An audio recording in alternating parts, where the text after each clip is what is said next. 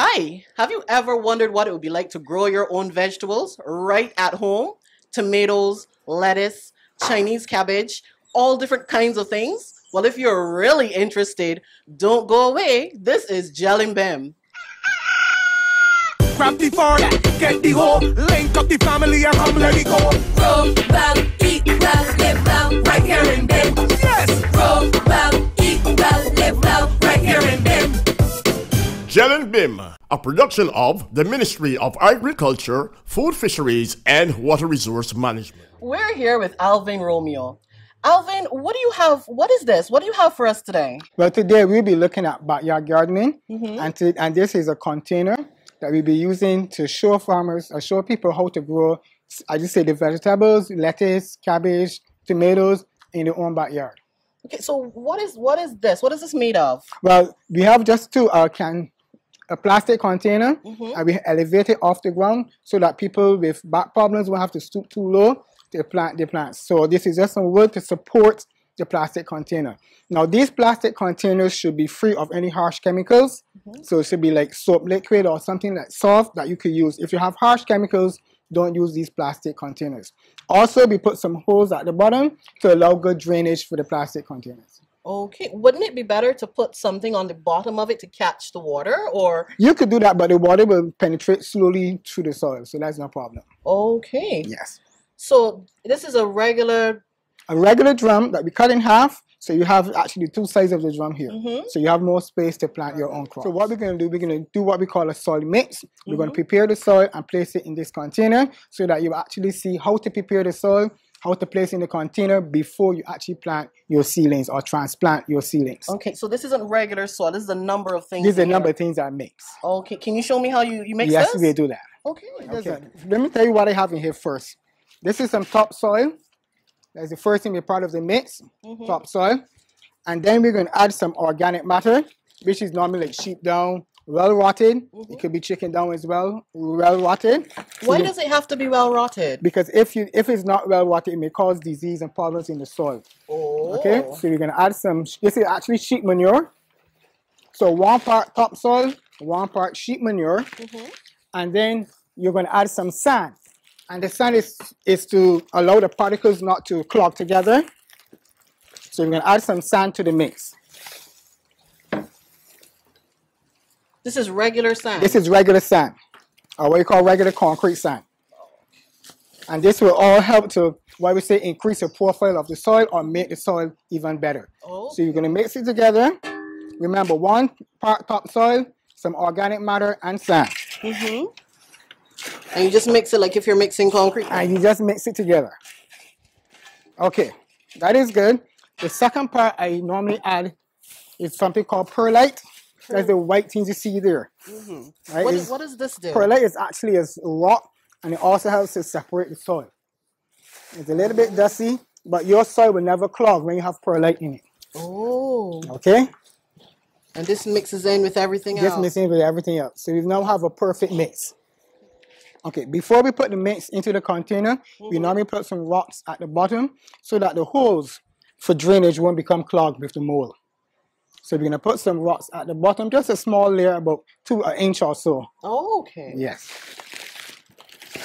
So this is regular grit? Regular grit. Is there a particular size that you have to use? It don't have to be any particular size. If you have some grits around the house, you can get the grits as well. And just put it at the bottom there so that the holes won't become clogged. And then we will put the special mix on top of that. So it wouldn't be good for me to go outside and get 2 big rocks and throw them in the bottom? No, the small ones. The small rocks. The small ones would be good. Okay. You want to get yourself dirty? I'll try not to, but with agriculture you have to get dirty, otherwise it's no fun. Okay.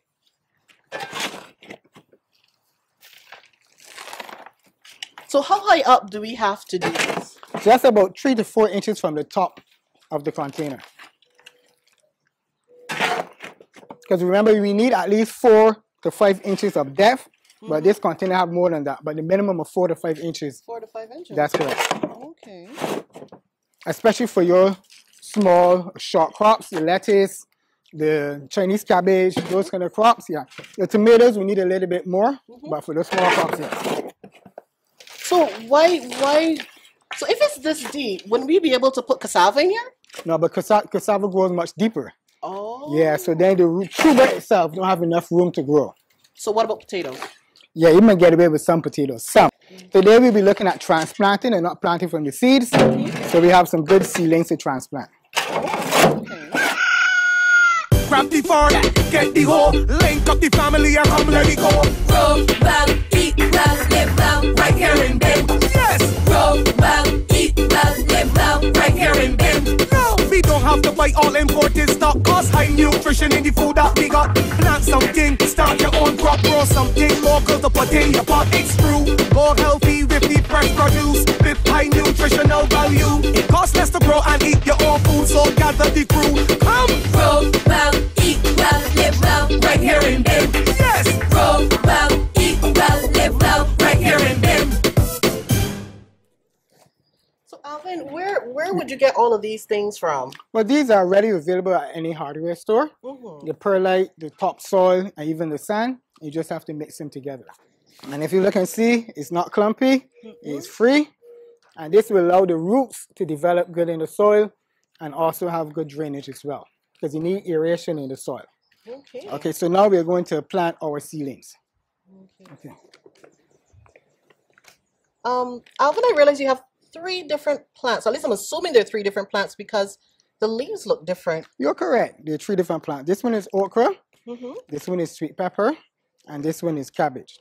Now, why I bought 3 different plants? I just want to show you that this okra, this is too long for transplanting. Okay, because look at the length of the stem compared to the sweet pepper. So this is actually the right size that you should be transplanting your seedlings. So this one is a bit too old, so we're not going to plant these. If you plant these, what will happen? They will start to bend because it's so long. Okay, so we're not planting these. So in this bed, we'll be planting our sweet peppers.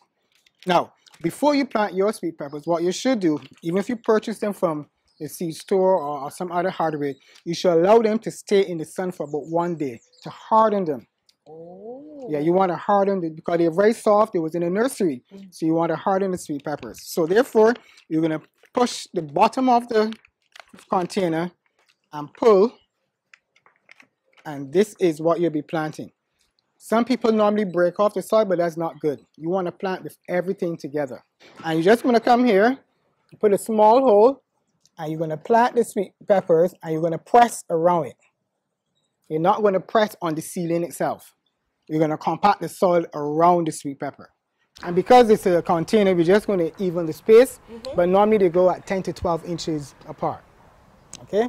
And just remember when you're planting the seedling, make sure that it's not too deep. You want the top of the seedling above the soil. I'm going to give you some to try. Oh boy. Okay. You may be wondering when is the best time to plant your seedlings or transplant your seedlings. Now the best time is early in the morning or late in the evening, in the cool of the day. That's the best time to transplant your seedling. If you try to transplant it in the heart of the sun, you're going to put too much stress on the seedlings. So can I try Of course. this? So you push from the bottom. Yes. And hold it very carefully on the top. And you pull. And pull it. Gently pull. Ah, that's it. Oh, Awesome. you're getting better. You're getting better. Okay. So put that one there. Put it here. Don't go too deep. It's a little too deep. Go again. Deep. So here. Yes. And then we're gonna compact the soil around it. Okay, that's gonna have the hole in place. There we go. So how long does it take these sweet peppers to grow? Roughly 6 to 8 weeks. We're gonna talk about fertilizer next, but once you fertilize and you treat them, look for the pests. And now we have the plant syrup. You're gonna look for anything that's abnormal. White flies, any flies going around, any biting in the hole, then you know you have got pests. If you see the leaves twirling or curling, then you know you've got pests. So every day you're going to monitor the crops to make sure that you're free from pests, or even if you have the pests, you could come on evenings and just take away the pests or kill them. So why do we only have 6 in here? Couldn't you put like 12 or 15 in a can this big? No, that'd be too much for this can. You want each plant to have good development, a good room to develop. Because as they get bigger, they're going to expand in width. So these 6, you might play with 8, but these 6 is adequate enough. You don't want too much competition for the plant. Okay, so Okay. after I use these cans with these things, with these crops, would I be able to come back and use this same mixture for another set of crops? That's correct. You can't do that. So what we may recommend, you may have to treat the soil just in case it's some soil disease. You may have to treat the soil, but you could just scrape the top and you could transplant another crop in. So what do you use to treat the soil? Because I've never heard of treating the soil. Well, first of all, if there's a soil disease, nematodes, something that affects the roots, then you have to treat the soil. But as you monitor your crops from day to day, you will determine if there's problems in the soil. Okay. Now, our last thing we're going to do, we're going to fertilize. Okay. Now, I'm going to teach you two methods. There are a number of methods to apply fertilizer. We're going to just do two methods to apply fertilizer. And for this container, we're going to put it around the plant, which is called a band, B-A-N-D. A band fertilizer. So what we're going to do... What kind of fertilizer is this? 12-12, 17-2. 12-12, 17-2. So we're going to put a hole around the plant. Don't let the fertilizer touch the leaf, because it will burn it. Oh. And we just want to apply the fertilizer in that same hole, circally, around the plant, and cover it. You don't want the fertilizer to be exposed to the sun. So you're going to cover the fertilizer. Oh. If it's exposed to the sun, it will burn. And as soon as you fertilize, the next thing, you're going to water your plants. You're not going to soak it. So we shouldn't see water dripping out of the bottom? Then? No, not at this point, no. So do you have to place these directly in the sun, or can you put these in the shade to grow? Well, it depends on where you're living, but at least what position in your house is allow 6 to 8 hours of light. So depending on, and don't put it on your tree. Oh. Yeah, so you're going to position the container with 6 to 8 hours of light, not underneath the tree, not underneath the gutter. You don't want the rainwater beating down on them. Why? I thought water would be good. Because the rainwater then going to cause soil erosion and destroy your plants. Oh. Okay, so this one now, this is the easy one, where you just put a line in the center, like this, and then you put the fertilizer. We call it a line. In the line. In the line, yeah. So not around each plant, you're putting it in the center. So which method is better? The one with the line or the one that goes around? It depends on the crop. If you have like lettuce, you could put it like this. If you have chive, you could also use the line. But if you have cabbage and the other ones with the trees, you could always put the band, which is around. Oh. Okay. And we cover. And then I'm going to give the opportunity that you will get that fertilizer now. Yay. Now, you may ask, how often do I fertilize? Well, that was my next question. It depends on the crop, but probably every month or sometimes every 6 weeks. The Ministry of Agriculture has some crop recommendations, some handouts, and I will bring some for you that you could have your handouts that you could read, and you could see how often you could fertilize and what to look for in the pest management and everything like that. Does enough water? Or well, we can do a test. We can test it. We can test it, yes. Okay. Some people water every day. But the best thing to do is actually do a test. You actually could, hold the mic, put your finger in the soil to see the moisture content. Now you see, you got moisture down there. So this is good. Tomorrow morning, you'll come and do the same thing. Put your finger in the soil and do a test for the moisture. If it's too dry, then you irrigate or you apply your water. Okay. Yes.